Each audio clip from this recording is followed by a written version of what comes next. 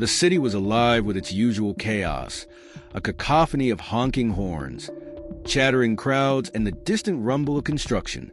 Between the towering skyscrapers and bustling streets, a world of shadows existed, the unnoticed, the unseen.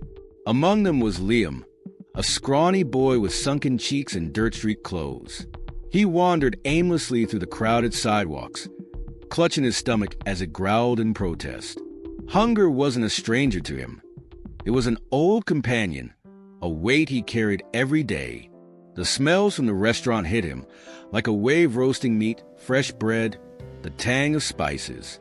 His stomach twisted, not in pain this time, but in longing. Inside, laughter spilled out from the diners, their voices warm and full, as waiters carried plates overflowing with food. Liam pressed his face to the glass window, his breath fogging the pain, and for a moment he allowed himself to dream. What would it feel like to sit at a table like that, to taste something that wasn't scraps or stale bread? He noticed a man stepping out of the restaurant. The man's presence commanded attention, his tailored suit, polished shoes, and the effortless way he carried himself.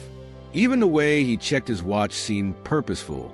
He was everything Liam was in 12th Ed. Confident, important. The man was Alden Crane, a name Liam would learn much later. To Liam, he was just a symbol of the life that felt impossible to touch. Summoning every ounce of courage, Liam approached him, his small hand trembling as he tugged on the man's sleeve. "Excuse me, sir," Liam said, his voice barely above a whisper. He swallowed the lump in his throat. "I'm really hungry. Could you spare some food? Just anything you have?" Alden looked down, his sharp features contorted in a mix of annoyance and disdain. His piercing gaze swept over Liam, taking in the boy's threadbare clothes, the grime under his fingernails, and the desperation in his eyes. For a moment, Alden said nothing, and Liam dared to hope. But then Alden's lips curled into a smirk. "You've got hands and feet, don't you? Use them. Go work like the rest of us." Liam's face flushed with shame. He wanted to explain, to tell Alden he had tried, that he'd done everything he could, but the words stuck in his throat.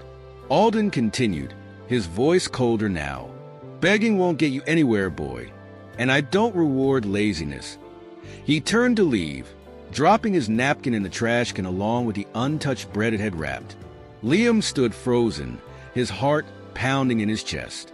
He watched as Alden climbed into a sleek black car, the engine humming softly before it roared away. The rich smells from the restaurant still lingered, but now they felt taunting, cruel. Liam's stomach growled again, but this time, hunger wasn't the only thing he felt. A spark ignited inside him, a resolve. He didn't know how, but he promised himself he'd never be in this position again. He would find a way to rise above it all, no matter what it took. As Liam walked away from the restaurant, his shadow stretched long on the pavement, trailing behind him like a reminder of the boy he was leaving behind. Liam's feet carried him away from the restaurant, but the weight of Alden's words clung to him like a second skin. "Begging won't get you anywhere," the man had said, his voice sharp and dismissive. The echo of that moment rang in Liam's ears as he wandered the streets, his stomach gnawing at itself. Hunger had been his companion for as long as he could remember, but today it was joined by something else, a deep sense of humiliation. He stumbled into an alley and slid down against the cold brick wall, burying his face in his knees. The city roared on around him, indifferent to the boy who had just had his last shred of dignity stripped away. A stray dog trotted by, stopping to sniff at Liam before moving on, its ribs visible under its thin coat. Even the dog seemed to be doing better than him. Liam clenched his fists, feeling the coarse fabric of his tattered pants against his palms. He had no family, no home, and no one who cared whether he lived or died. But something about Alden's cold rejection sparked a fire inside him. He didn't know where it would lead, but he knew one thing for certain. He couldn't keep living like this. Across the city, Alden Crane sat in the back of his luxury car, oblivious to the impact of his words. To him, Liam was just another face in the sea of beggars and street urchins who crowded the city. They were nuisances, reminders of the failure he had spent his life avoiding. Alden glanced at his watch. He had a board meeting in an hour and didn't have time to think about the boy who had tugged at his sleeve. His mind was focused on his next big deal, the one that would solidify his position as one of the city's most powerful men. He prided himself on being a self-made success, though the truth was more complicated. Alden's father had left him a modest inheritance, enough to start his first business. But he had built his empire on relentless ambition and an unwavering belief in his superiority. As his car pulled up to his office building, Alden stepped out, greeted by the doorman with a respectful nod. "Good morning, Mr. Crane." He gave a curt nod in return, his thoughts already on the meeting ahead. In his world, there was no room for weakness, no room for people who couldn't fend for themselves. He had earned his place, and he believed everyone else should do the same.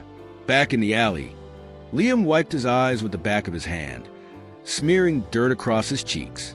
He looked around, noticing the people walking by without a glance in his direction. It was like he didn't exist. That realization hit him harder than Alden's words.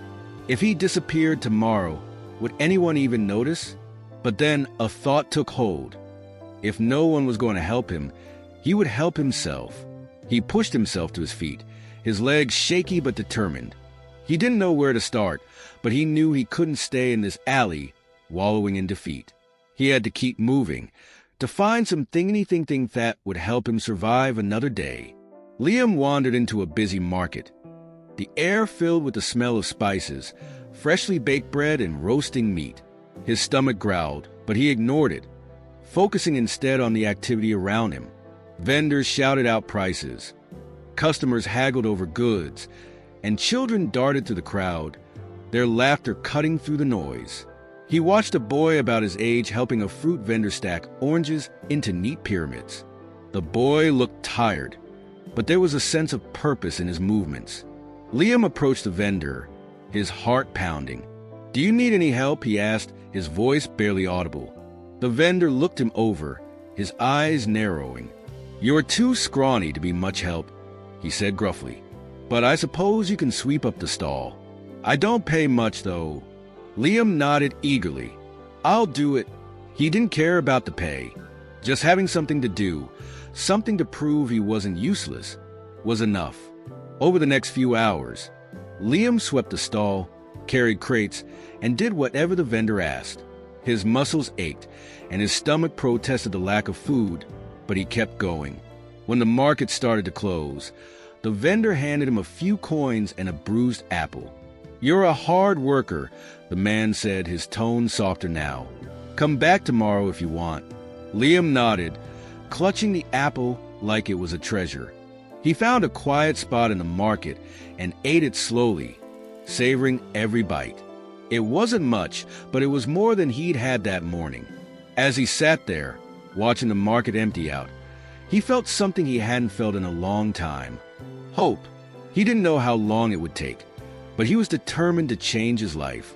He thought about Alden, about the way the man had looked at him like he was nothing. Liam promised himself he would never be in a position where someone could make him feel that way again. He didn't just want to survive, he wanted to thrive. As Liam walked through the darkening streets, he passed a billboard advertising one of Alden Crane's companies. The image of Alden, confident and untouchable, stared down at him.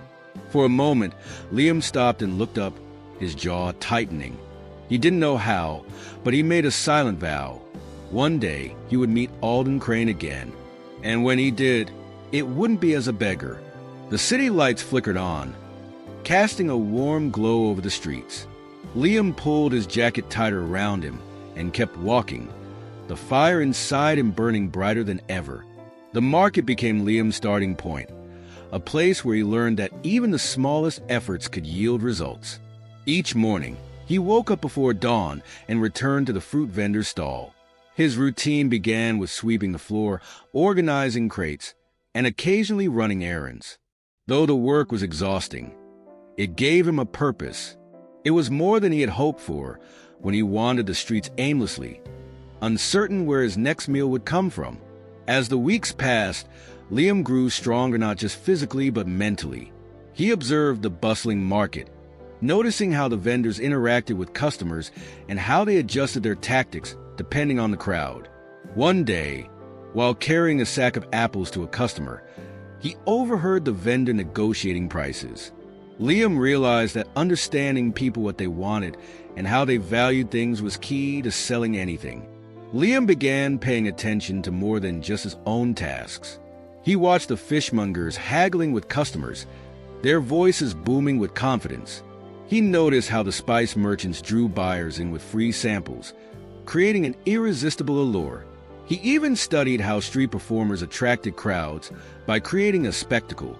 One day, the fruit vendor, Mr. Harris, asked Liam to handle the stall while he stepped away for a short break.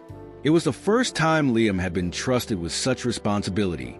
Nervous but eager to prove himself, he greeted customers and weighed their purchases, doing his best to mirror Harris's brisk efficiency. To his surprise, he managed to sell more during that brief period than Harris usually did in an hour. When Harris returned, he raised an eyebrow at the increased sales but said nothing, only handing Liam an extra coin at the end of the day. That moment planted a seed in Liam's mind.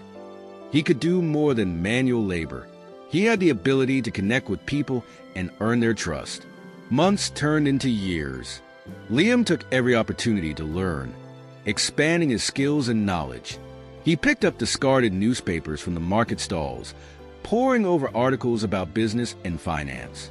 He didn't understand all the terminology, but he recognized pattern success stories of people who had started with nothing and built empires. These stories fueled his ambition. One evening, after the market had closed and the streets had quieted, Liam sat outside a bakery, the warm smell of bread wafting through the air. The baker, an older man named Turner, noticed him and struck up a conversation. Turner had seen Liam working tirelessly over the past year and admired his determination. "You're a sharp kid," Turner said, handing Liam a roll of bread. "What's your plan?" Liam hesitated, unsure how to answer. "I don't know yet," he admitted, "but I want to do something bigger. I don't want to be stuck carrying crates forever." Turner smiled. "Good answer. If you're serious, come by tomorrow evening. I might have something for you." The following evening, Liam arrived at the bakery, unsure of what to expect. Turner handed him an apron and set him to work cleaning the ovens and sweeping the floor. Afterward, Turner sat him down and began to share his own story, how he had started as a penniless apprentice before saving enough to open his own shop. "You don't just need hard work," Turner explained, his voice steady. "You need to understand value what people need, what they'll pay for, and how to deliver it better than anyone else." Over the next few months, Turner taught Liam the basics of running a business, keeping track of inventory, managing costs, and building relationships with customers. It wasn't glamorous work, but Liam soaked it up like a sponge. He began to see the world differently, noticing opportunities where others saw obstacles. One day, while helping Turner unload supplies, Liam noticed a pile of discarded fruit at the back of a nearby stall. Most of it was bruised or overripe, but it was still edible. An idea struck him. With Turner's permission, he took the fruit and set up a small stand near the bakery, selling it at a fraction of the market price. To his surprise, customers flocked to his stand, eager for the bargain. Liam reinvested the little money he earned, buying more fruit and expanding his offerings. Over time, he saved enough to purchase a small cart, which he used to sell fresh produce in different neighborhoods. His reputation grew, and so did his income. As Liam's business flourished, he faced new challenges. Competing vendors began to resent his success, accusing him of undercutting their prices. Some even tried to sabotage his cart, spilling his produce onto the street. But Liam refused to be deterred. He responded not with anger, but with innovation. He started offering delivery services to customers who couldn't visit the market, partnering with local couriers to expand his reach. He also began sourcing higher quality produce directly from farmers, cutting out the middlemen and ensuring better prices for his customers. Liam's reputation as a fair and reliable businessman spread, attracting the attention of other entrepreneurs. One day, A local shopkeeper approached him with a proposal to partner on a larger venture, opening a permanent storefront that combined fresh produce with other essentials. Liam hesitated at first, unsure if he was ready for such a leap, but Turner encouraged him. "Growth means risk," Turner said, "but you've already proven you can handle it." Liam poured everything he had into the project, working tirelessly to secure permits, negotiate leases, and design the layout of the store. When the doors finally opened, he was overwhelmed by the response. Customers flocked to the store, drawn by the affordable prices and the welcoming atmosphere Liam had created. The success of the storefront marked a turning point in Liam's life. No longer was he just a street vendor. He was now a respected businessman. With each success, he reinvested in his community, hiring locals and supporting other small businesses. Despite his growing wealth, Liam never forgot his roots. He made a point of hiring people who were struggling, giving them the same opportunities he had once needed. He also started a foundation to provide meals and resources for the homeless, ensuring no one would have to endure the kind of hunger and humiliation he had faced. Years later, as he stood outside one of his stores, watching customers stream in and out, Liam felt a deep sense of pride. He had come a long way from the starving boy who had begged for food outside a restaurant. But he knew his journey wasn't over. There was still so much more he could do, not just for himself, but for the countless others who needed someone to believe in them. Unbeknownst to him, the man who had once dismissed him so cruelly was about to re-enter his life, and their paths would cross in a way neither of them could have imagined. The echoes of clinking glasses and congratulatory handshakes filled the grand ballroom of a luxury hotel. Alden Crane stood at the center of it all, basking in the glow of success. His company, Crane Enterprises, had just announced another record-breaking quarter. The applause from his colleagues and investors was like music to his ears. Alden was at the pinnacle of his career, untouchable, or so he thought. Success had always come easily to him. He wore his arrogance like a badge of honor, believing his wealth and power were the result of his superior intellect and unmatched business acumen. The world was his playground, and he had little regard for those who couldn't keep up. But cracks had begun to form in his empire, cracks that Alden refused to see. His rapid expansion into high-risk ventures had been hailed as visionary by some and reckless by others. Alden dismissed the critics, confident his instincts would carry him through. Yet behind the scenes, those risks were turning into liabilities.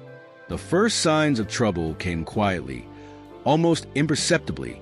A failed investment in a luxury hotel chain overseas drained significant resources. One of his key partners embezzled funds, disappearing without a trace. Alden's financial advisors urged caution, but he brushed them off, insisting the losses were temporary setbacks. "Risk is part of the game," Alden would say with a smirk, swirling his glass of whiskey. "You can't win big if you don't play big." But the losses continued to mount. As the global economy shifted, the demand for Alden's high-end products and services began to wane. His over-leveraged companies started bleeding money. Bills piled up, creditors called, and the once reliable streams of revenue dried up. As his professional world crumbled, Alden's personal life fared no better. His marriage, already strained by his relentless focus on work, fell apart. His wife, tired of being treated as an accessory to his success, filed for divorce, taking with her a sizable portion of his remaining wealth. His 2 adult children, who had grown resentful of his cold, distant demeanor, sided with their mother. They cut ties with Alden, leaving him isolated. Even his friends began to disappear. The people who had once flocked to his lavish parties and praised his every decision were nowhere to be found when the invitations stopped coming. Without his wealth and influence, Alden realized how shallow his relationships truly were. What had been whispered in boardrooms and private circles soon became headline news. Crane Enterprises on the brink of collapse, read one newspaper. The fall of a titan, declared another. Alden, once a fixture on the covers of business magazines, became the subject of ridicule and schadenfreude. The humiliation was unbearable. Reporters hounded him, capturing photos of him leaving courtrooms as lawsuits piled up. Former employees came forward with scathing accounts of his harsh treatment and unethical practices, further tarnishing his reputation. In a desperate attempt to salvage his legacy, Alden sold off his remaining assets at fire sale prices. But the debts were too vast, the damage too deep. The empire he had spent decades building crumbled to nothing. With his business gone and his personal wealth depleted, Alden was forced to move out of his sprawling mansion. He spent his last days there packing up his belongings, watching as the opulent furnishings were carted away by auctioneers. The house, once a symbol of his success, now stood empty, its grand halls echoing with silence. He rented a modest apartment, but even that soon became unsustainable. The bills kept coming, and with no income to pay them, Alden found himself evicted. For the first time in his life, he experienced the fear and uncertainty that had been so foreign to him before. Alden ended up on the streets, a broken man.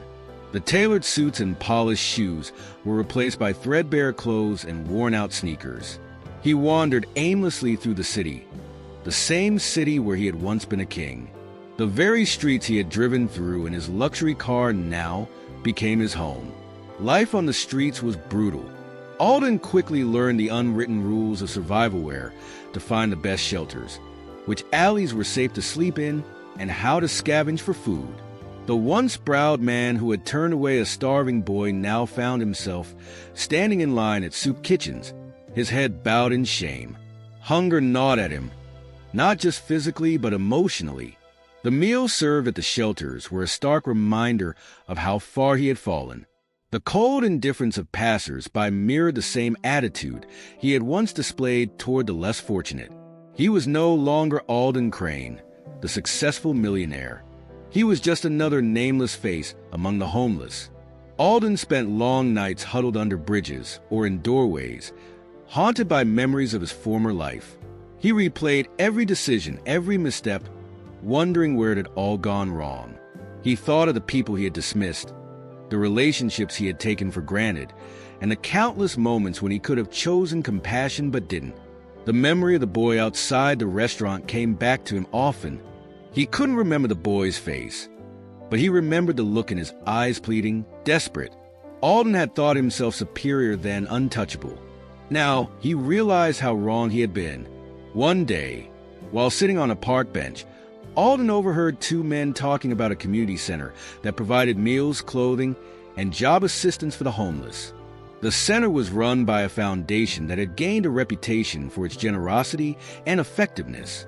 With nothing left to lose, Alden decided to visit. He arrived at the center, his pride shattered but his hope flickering. As he stepped through the doors, he had no idea that the man behind the foundation was someone whose life he had once touched and not for the better. Alden's fall from grace was complete. He had lost everything he had once valued: money, power, respect. But in that moment, he found himself standing at the threshold of a new chapter, one that would challenge everything he believed about redemption and second chances. Alden shuffled along the cracked pavement, his shoulders hunched against the cold wind that cut through his thin coat. The streets of the city he once ruled felt like a foreign land now. The grandeur of towering office buildings and bustling restaurants no longer inspired pride. They mocked him, standing as reminders of a life he had lost. The once mighty millionaire was now just another forgotten figure, blending into the backdrop of urban decay. Hunger clawed at his insides, a gnawing emptiness that had become his constant companion. Days without a proper meal had left him weak, and the ache in his legs from walking endlessly was unbearable. He stopped in front of a diner and stared through the fog glass at the people eating inside. They laughed, shared meals, and sipped coffee as if the world had no sharp edges. Alden turned away, the shame too much to bear. He didn't recognize this version of himself, this man who avoided mirrors, who lived off scraps and slept under bridges. But desperation was a powerful force, and it led him to a conversation he overheard in the park. Two men, seated on a nearby bench, had spoken of a community center that offered help to people like him. The way they described eat a place that gave meals, shelter, and even opportunities to start fresh sounded almost too good to be true. For a moment, Alden hesitated. The idea of asking for help made his stomach churn. It was an admission of failure, a step he wasn't sure he could take. But the alternative, starving, succumbing to the streets, was worse. The next morning, Alden made his way to the address he had overheard. The building was tucked into a quiet street, its bright blue doors standing out against the gray concrete. A simple sign above the entrance read, New Horizons Community Center. People streamed in and out, some carrying bags of donated clothes, others chatting with volunteers. The air around the place buzzed with energy, a stark contrast to the desolation Alden had grown used to. Standing at the entrance, Alden felt a lump form in his throat. His pride screamed at him to turn back, to keep his head high even in the face of ruin. But hunger and desperation overpowered pride. He took a deep breath and stepped inside. The warmth hit him immediately, a reprieve from the icy streets. The smell of food, fresh bread, hearty soup made his stomach twist in anticipation. The hum of voices filled the large hall, where rows of tables were set up for meals. Volunteers bustled about, serving plates of food and talking to the guests with kindness that felt foreign to Alden.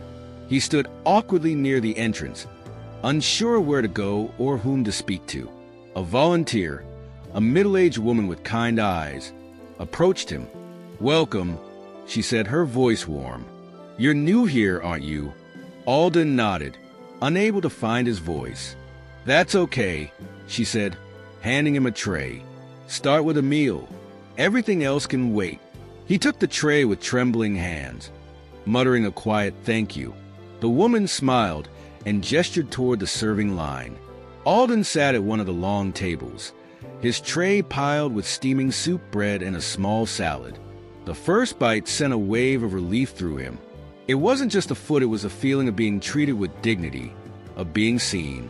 For the first time in months, he didn't feel invisible. As he ate, he couldn't help but listen to the conversations around him. People shared their stories, some heartbreaking, others hopeful. A man 2 seats down talked about finding a job through the center's programs. A young woman described how the counseling services had helped her rebuild her life. It was a mix of despair and determination, a reminder that even in the darkest moments, there was still a spark of hope. After finishing his meal, Alden approached the front desk. The same volunteer who had greeted him earlier stood there, organizing paperwork. "Thank you for the meal," he said, his voice barely audible. I need more help. A job, maybe." The woman studied him for a moment, her gaze compassionate but assessing. "We can help with that," she said, "but we need to know a bit about your background first. What kind of work have you done?" Alden hesitated. What could he say? That he had once been one of the wealthiest men in the city? That he had owned companies, given speeches, and made decisions that affected thousands of lives? It felt like a lifetime ago, a different person entirely. "I've managed businesses," he said finally, the words feeling hollow. "But it's been a while." The woman nodded, not pressing further. "We'll start small. You can help with tasks around the center, while we look for opportunities that suit your skills. It's a process, but it's a start." Alden nodded, grateful for even the smallest chance to contribute. A few days later, while sweeping the floors of the community center, Alden overheard a commotion near the entrance. Volunteers were bustling around excitedly, preparing for the arrival of someone important. Curious, Alden peeked around the corner. A man in his mid-30s walked through the doors, his presence commanding yet approachable. He was dressed simply, but there was an air of confidence about him. The volunteers greeted him warmly, addressing him as Mr. Liam. Liam. The name tugged at something in Alden's memory, but he couldn't place it. He watched as Liam moved through the center, shaking hands, listening to people's stories, and offering words of encouragement. His face was kind, his demeanor genuine. There was something strikingly familiar about him, though Alden couldn't pinpoint why. As Liam approached, Alden ducked his head, avoiding eye contact. He didn't want to draw attention to himself, especially not from someone who clearly held influence here. Liam stopped a few feet away, speaking with one of the volunteers. Alden kept sweeping, trying to blend into the background. But then Liam's voice carried across the room. "Excuse me, sir. I don't think we've met." Alden froze, his grip tightening on the broom handle. He looked up slowly, his eyes meeting Liam's. The recognition was immediate and crushing. Liam's expression didn't falter, but something flickered in his eyes. "Do I know you?" he asked, his voice calm but probing. Alden's mouth went dry. He opened his mouth to speak, but couldn't find the words. Liam studied him for a moment longer, then turned to the volunteer. "Can you excuse us for a moment?" The volunteer nodded, leaving the two men alone. Liam folded his arms, his gaze unwavering. "You look familiar," he said, "but I can't place it." Alden felt the weight of those words like a blow. He realized, with dawning horror, that the boy he had dismissed all those years ago, the boy he had turned away in his moment of need, was now the man standing before him. And Liam, though not fully aware of their shared history yet, was about to uncover the truth. Liam motioned toward a quiet corner of the community center, a space set aside for private discussions. He didn't say anything as he walked, but Alden could feel the weight of unspoken questions lingering in the air. It was a strange sensation being scrutinized by a man decades younger, yet so clearly in control of the moment. Alden followed, his stomach twisting with unease. Once they were seated, Liam leaned back, his gaze steady and calm. He seemed to be sizing Alden up, piecing together the puzzle of a face that tugged at his memory. "So," Liam began, his voice neutral, "why don't you tell me your story? What brought you here?" Alden hesitated, his hands gripping the edges of the chair. The last thing he wanted was to bear his failures to this stranger, at least, someone he thought was a stranger. But the kindness in Liam's voice wasn't mocking or pitying. It was genuine, and that made it even harder to face. "I used to have everything," Alden admitted, his voice low. "Wealth, power, respect. But I made some bad decisions, trusted the wrong people, and now I'm here." He gestured vaguely around the room, his shame tangible. Liam nodded slowly, waiting as if expecting more. When nothing else came, he leaned forward slightly. "That's a familiar story. A lot of people who come through here tell me something similar. But you seem different. There's something about you I can't quite put my finger on." Liam's words hung in the air, and Alden's heart sank. He could see the gears turning in Liam's mind, the flicker of realization beginning to take shape. And then, suddenly it happened. Liam's eyes narrowed, his expression shifting from curiosity to something sharper. He leaned back in his chair, exhaling softly. "It's you," Liam said, the words slow and deliberate. "You're the man from the restaurant." Alden's breath caught in his throat. His hands tightened into fists on his lap, but he didn't respond. There was no need. The look on Liam's face confirmed he had made the connection. Liam shook his head, a bitter smile curling at the corner of his mouth. "I can't believe this," he said, more to himself than to Alden. Of all the people who could walk through these doors, it had to be you. Alden opened his mouth to speak, but no words came out. His mind raced back to that night, the boy with the hollow eyes and trembling hands. He had barely thought about it over the years, dismissing it as just another encounter with someone unimportant. But now, confronted with the man that boy had become, the weight of his actions hit him like a tidal wave. Alden began, his voice breaking. "I didn't know. I didn't realize what you were going through." Liam raised an eyebrow, his expression unreadable. "Didn't you? Or did you just not care?" The words cut deep, but Alden knew they were deserved. He dropped his gaze, staring at the floor as shame washed over him. "I was a different person then," he said weakly. I thought the world worked differently." Liam let out a quiet laugh, devoid of humor. "I'm sure you did." For a moment, silence filled the space between them. Then Liam leaned forward, resting his elbows on his knees. "Do you know what that night did to me?" he asked, his voice soft but unrelenting. "You don't, do you? Of course you don't. To you, I was just some Keita nuisance, a distraction. But to me, that night was everything. I was starving, humiliated, desperate for someone to show me a little kindness. And you looked at me like I was dirt under your shoe." Alden flinched at the words but didn't interrupt. He knew he had no right to. Liam continued, his tone growing more measured. "At first, I hated you for it. I spent years holding on to that anger, letting it fuel me. But then, as I started to build my life, I realized something. You didn't reject me because I wasn't worth helping. You rejected me because you didn't know how to see people really see them. All you cared about was yourself." "I see that now," Alden said, his voice trembling. "I see it every day. I've had a lot of time to think about the man I was and the man I've become. I can't undo what I did, but I can tell you I'm sorry. Truly." Liam studied him for a long moment, his expression unreadable. "Do you even know what you're sorry for?" he asked. "Are you sorry for what you did to me? Or are you sorry because you ended up here?" The question pierced through Alden's defenses, leaving him raw. "Both," he admitted. "I've lost everything, me money, my family, my dignity. And now, standing in front of you, I see the cost of what I was. I don't expect you to forgive me, but I need you to know that I'm not that man anymore."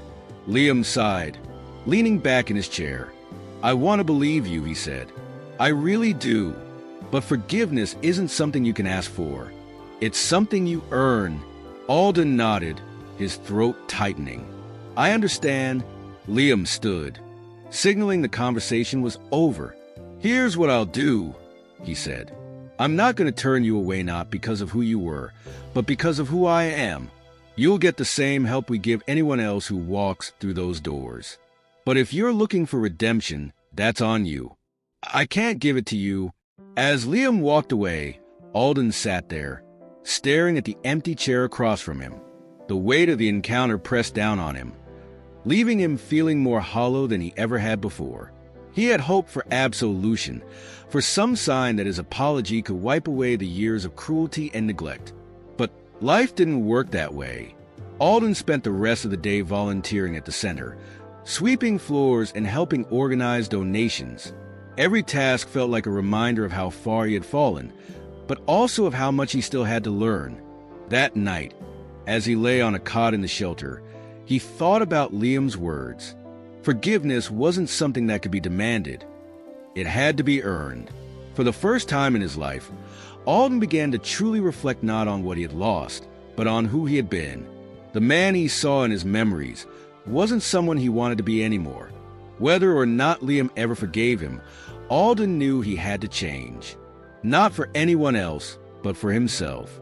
In his office later that evening, Liam sat at his desk, staring out the window. The encounter with Alden had stirred emotions he hadn't felt in years. He thought about the boy he had been, the anger and shame he had carried for so long. Helping Alden wasn't about revenge or redemption. It was about proving to himself that he had grown beyond the pain of that night. He didn't know if Alden would ever truly change, but that wasn't Liam's burden to carry. All he could do was offer the same kindness he had once needed and hope it made a difference. The weeks that followed were marked by a profound shift in Alden's life. Each day at the community center tested his resolve, pushing him to confront not only his circumstances, but the man he had been. He swept floors, organized donations, and helped prepare meals for others in need. The tasks were simple, almost menial, yet they were humbling. For the first time in decades, Alden felt connected to something larger than himself. At first, the center's other patrons were wary of him. His sharp features and the way he carried himself betrayed remnants of the arrogance he once wore like armor. But as days turned into weeks, Alden began to shed the layers of his old life. He spoke kindly to others, listened to their stories, and, when he could, offered advice.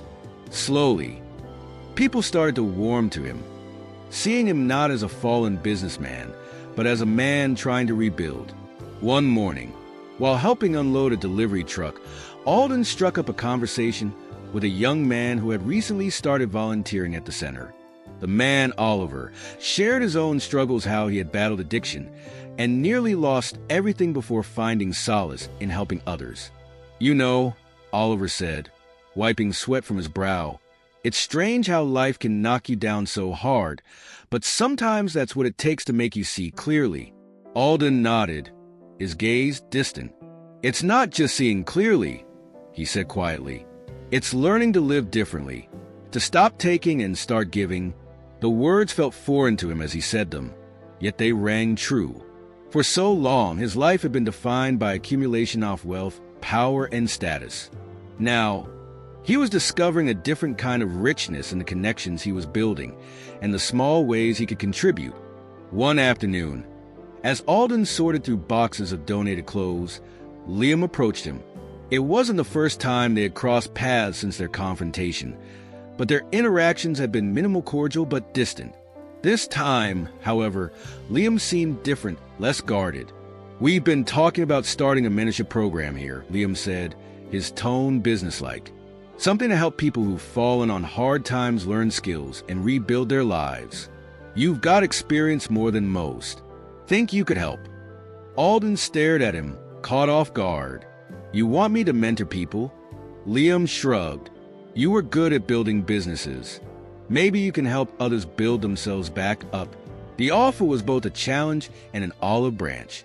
Alden hesitated, the weight of his failures pressing against him. But then he saw something in Liam's expression, not forgiveness, but a glimmer of belief. It was an opportunity to prove himself, not just to Liam, but to the man he wanted to become. "I'd like that," Alden said finally. "Thank you." The mentorship program became Alden's focus. He threw himself into it, using the skills he had honed over decades to design workshops, organize events, and guide participants through their challenges. He taught them how to budget, build resumes, and navigate the job market. But more importantly, he shared his own story honestly and without embellishment. At first, it was difficult. Admitting his failures and mistakes to a room full of strangers felt like reopening old wounds. But as he spoke, he saw something shift in the faces of his audience. Hope. His story wasn't just a cautionary tale. It was proof that falling didn't mean the end. Through his work, Alden began to feel a sense of purpose he had never known before. The man who once measured success in dollars and deals now found fulfillment in the victories of others. He watched as people who had entered the program broken and defeated began to stand taller, their confidence growing with each passing day. It was a feeling he couldn't describe, a kind of joy that no amount of money had ever brought him. One evening, after a particularly successful workshop, Liam pulled Alden aside. "You're doing good work," he said simply. There was no fanfare, no dramatic reconciliation, but the words carried weight. For Alden, they were enough. Months later, Alden found himself walking through the city, his steps purposeful but unhurried. His destination was a place he hadn't visited in years. The restaurant where he had once dismissed a starving boy without a second thought. The restaurant was still there, just as grand and imposing as he remembered. Alden stood outside, watching patrons come and go, their laughter and chatter carrying into the street. It was a scene he had once been part of, a world he had ruled with indifference. A homeless man sat near the entrance, his back against the wall, a cardboard sign resting on his knees. Alden approached him, crouching down to meet his gaze. "Are you hungry?" he asked. The man nodded hesitantly, his eyes wary but hopeful. Alden smiled and handed him a small card. "Come to the community center on 14th Street, he said. "They'll take care of you, and if you're ready, we can help you start over." The man took the card with trembling hands, his expression one of quiet gratitude.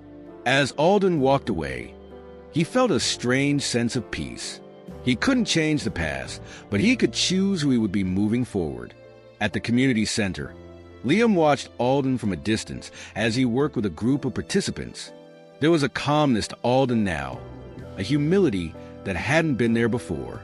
Liam wasn't sure if he would ever fully forgive the man who had once turned him away, but he could see that Alden was truly trying to make amends. Later, as they crossed paths in the hallway, Liam stopped him.